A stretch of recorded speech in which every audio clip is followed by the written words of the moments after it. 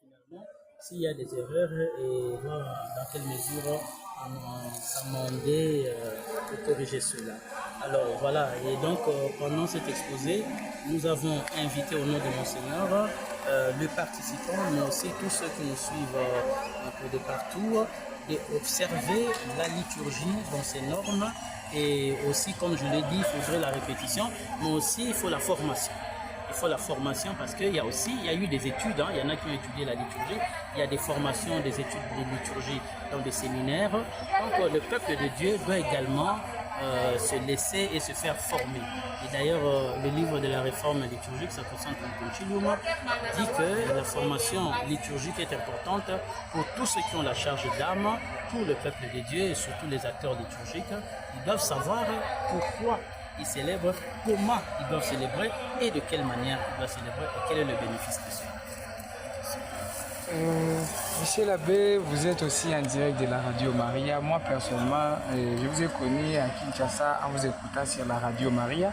Maintenant, vous êtes sur la Radio Maria et Radio Tomisa, qui est notre radio diocésaine.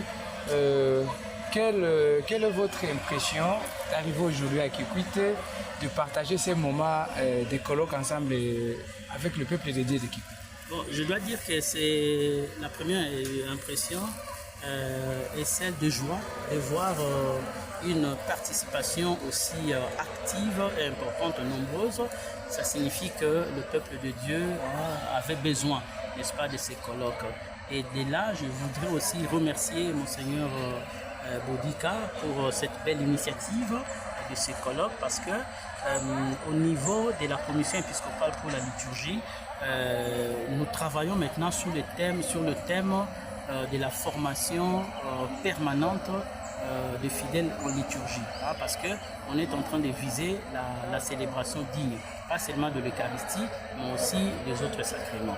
Et donc ça entre déjà aussi dans la ligne de l'épiscopat congolais qui tient vraiment à former de fidèles à une célébration digne des sacrements.